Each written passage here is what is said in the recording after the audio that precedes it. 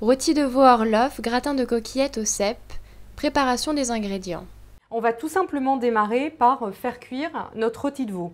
Alors c'est tout simplement 20 minutes à température 180 degrés dans un four déjà préchauffé. Donc maintenant, nous allons préparer la duxelle de champignons. Alors pour ça, nous allons prendre des champignons de Paris, un oignon, de l'ail, un peu de vin et puis nous allons préparer tout ça. La duxelle de champignons, au final, c'est tout simplement des champignons que nous allons mixer. Et donc, c'est pour ça que je les coupe assez grossièrement. Il n'y a pas besoin de faire de fines lamelles. Donc là aussi, je vais émincer l'oignon.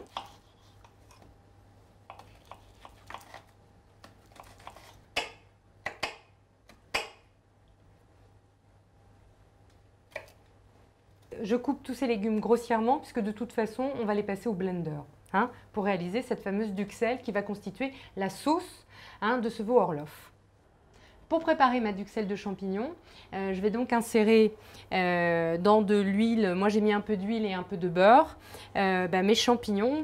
Voilà, je vais d'abord commencer par mon oignon, voilà, hop, oignon et ail, mes champignons. Je vais également rajouter 10 centilitres de vin blanc, voilà. Et je vais également verser donc ma crème. Et je vais faire chauffer tout ça environ 20 minutes à feu doux. Donc toute la particularité du veau Orloff, je vous rappelle, c'est de découper notre rôti de veau en tranches et à chaque fois d'y insérer donc une tranche de jambon, un morceau de fromage. Donc c'est ce que je vais réaliser maintenant. Alors je le découpe, si vous regardez bien, je le découpe aux 3/4. Il est encore attaché lorsque je le découpe. Vous verrez également qu'il reste un petit peu rosé. Il va finir de cuire tout à l'heure quand nous finaliserons cette recette. Maintenant, je vais prédécouper mes tranches de fromage.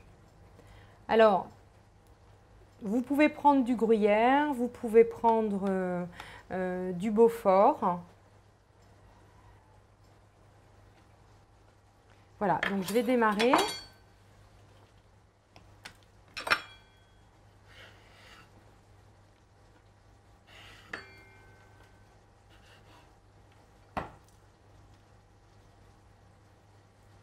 Voilà, donc j'intègre, hop, mon fromage et mon jambon.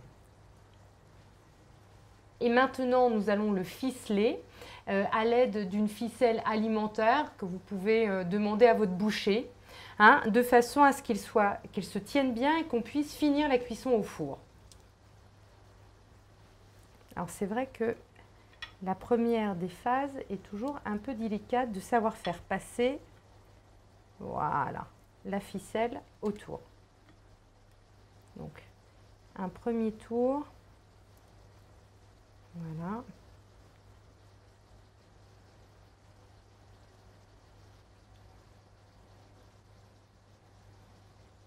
Voilà. Voilà, je coupe. Et en attendant que les pâtes cuisent, je vais le laisser de côté 2 minutes. Le temps que notre sauce à base de champignons, de duxelle de champignons finisse, et tout simplement, on va faire cuire nos pâtes.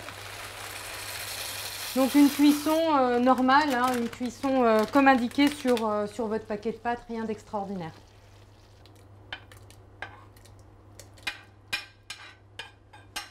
Voilà. Maintenant, je vais mixer cette sauce jusqu'à ce qu'elle soit la plus lisse possible. Nous allons terminer cette recette en faisant revenir quelques cèpes. Hop. Alors, c'est vrai que naturellement, j'utilise la poêle de la cuisson, la poêle utilisée pour la cuisson de notre sauce à base de champignons.